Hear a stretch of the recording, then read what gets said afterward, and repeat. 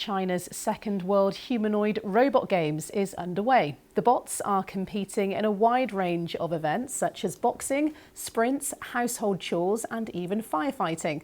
One has already run faster than Usain Bolt, as our China correspondent Laura Bicker reports from Beijing.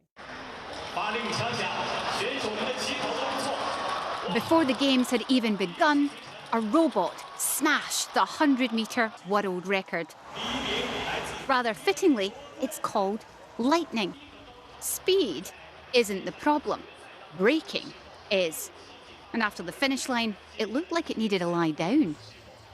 This display of precision, power and programming isn't just to prove robots can jump high. It's to show how far this technology has come. As competitors lined up in a packed stadium, China choreographed an opening ceremony to showcase its technological ambitions. I'm very surprised by the improvements. I feel very proud of our country's technological advancement. I hope my daughter can one day work in this industry and contribute to our nation.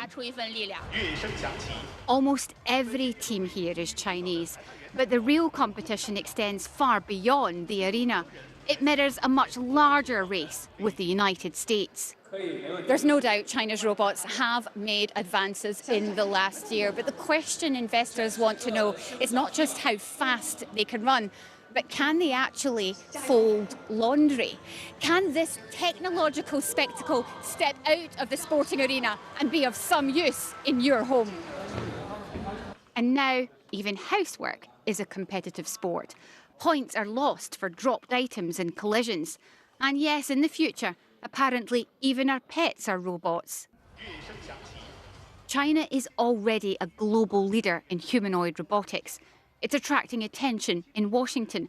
Donald Trump has moved to restrict imports of some new Chinese products. But this country's biggest challenge isn't building these machines. It's turning them into something millions of people actually want to buy. Laura Bicker, BBC News, Beijing. Well, let's speak to our China correspondent, Stephen McDonnell, who is at the Games in Beijing. Stephen, the pictures are just fascinating. What's been your favourite, your highlight so far?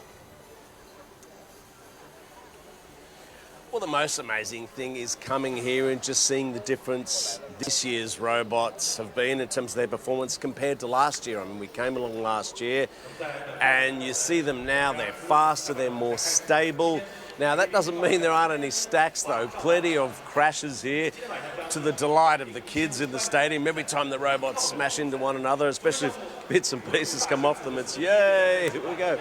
In the middle of the stadium, I don't know if you can see, but there's boxing robots, footy playing robots, Tai Chi and also tennis. We've had some stacks out there too. Again, yay, big cheers from the crowd.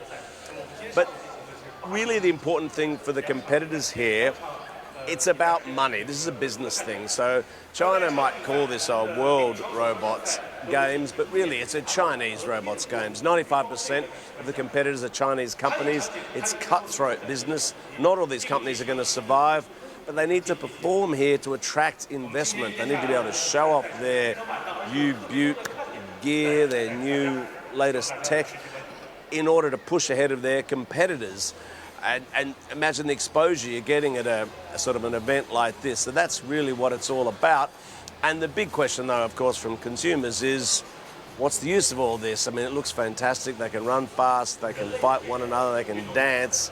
But when are they going to be able to do some actual useful things for us? And on that point, Stephen, how much is this rooted in terms of technological soft power for China on the global stage?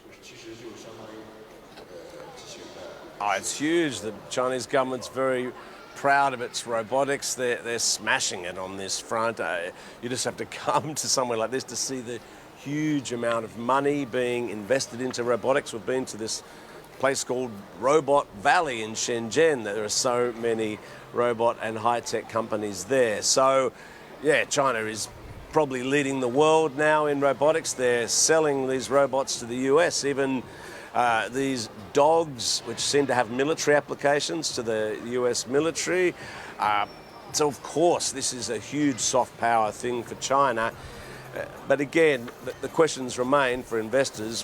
Where's the money going to come from? You can buy these robots. You can buy one for, as little as $6,000 or as much as 90,000.